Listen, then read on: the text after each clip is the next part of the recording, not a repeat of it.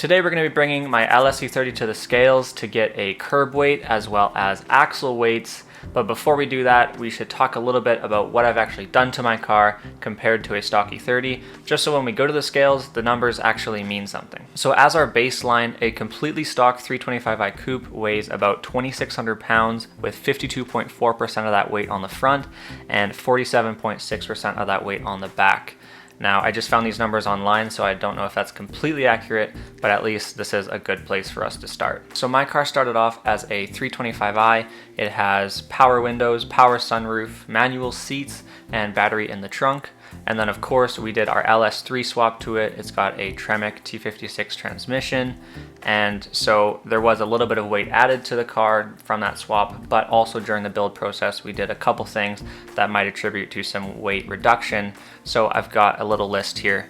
For weight reduction, I have spare tire delete. We deleted the whole area where the spare tire would sit and just replaced it with a flat piece of sheet metal. I assume we probably saved about 20 pounds there. BC Racing coilovers, not a huge weight savings, but they are a little bit smaller, more compact than the stock stuff, so I just put 5 pounds of weight savings.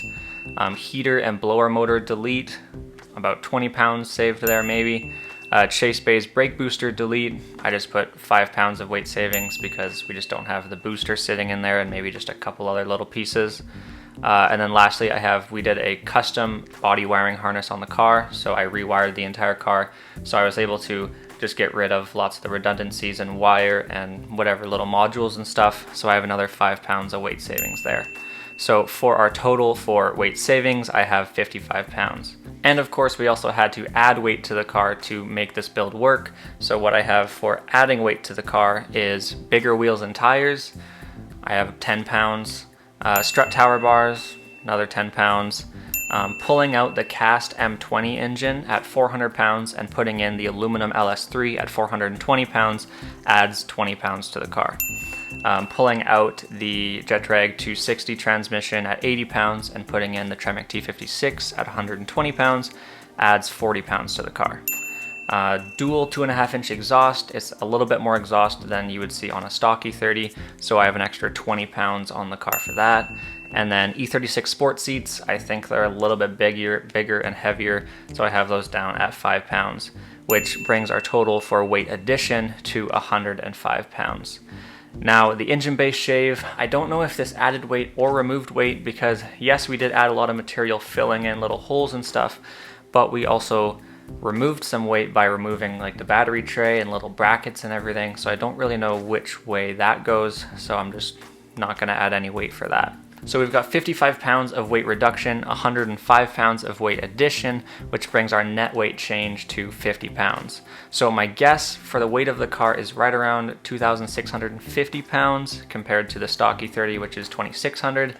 Now this is just a rough guess because I might be forgetting some things that will change the weight, but this is everything I could think of. There'll definitely be just a couple little things that were obviously different. Also in terms of weight distribution, I think we'll see a little bit more weight in the front of the car because we did add a little bit of a heavier motor, a little bit of a heavier transmission. But yeah, let's just bring it to the scales and we'll see how it looks.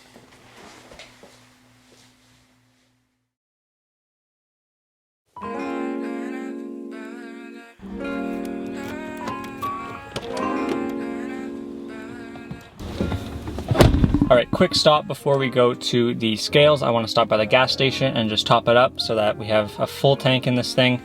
And then I'm not going to be measuring the weight of it with me in the car, but everything else that normally would be in the car we'll keep in there. Let's go do it.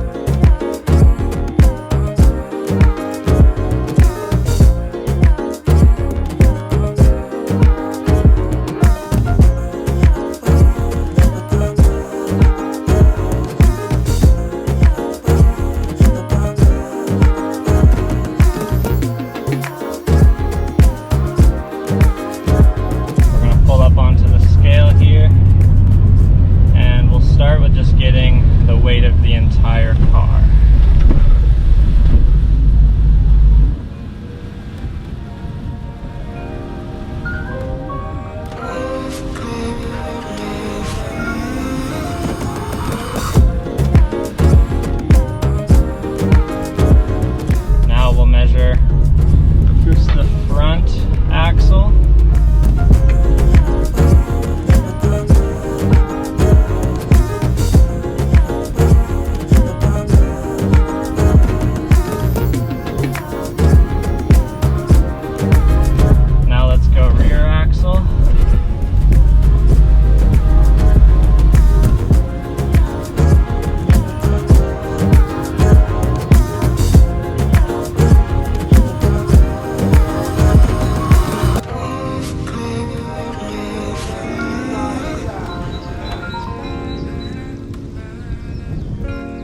right, that was super good news. I think it was, the whole car weight was around 1,240, something like that. So let's bring all of this stuff back home and we'll talk about what all these numbers really mean.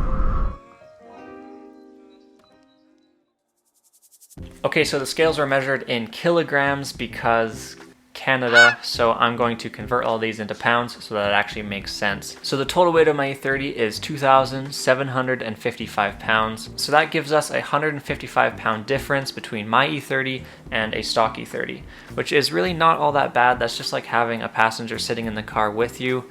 And for all the extra horsepower and torque that the car makes, totally fine to add 155 pounds to the car. And there was a bit of a change in the weight distribution of the car. There was 1,500 pounds on the front end, making it 54.4% of the weight, and then 1,255 pounds on the back of the car, making it 45.6% of the weight. Now compared to a stock E30 at 2,600 pounds, I have 52.4% on the front end, 47.6% on the back end. There is 2% more weight sitting on the front wheels on the LS car compared to the stock E30, which kind of makes sense. You're putting in a bigger motor, a little bit of a heavier transmission. Honestly, I can't feel a difference between a stock E30 and my LS E30 in terms of handling.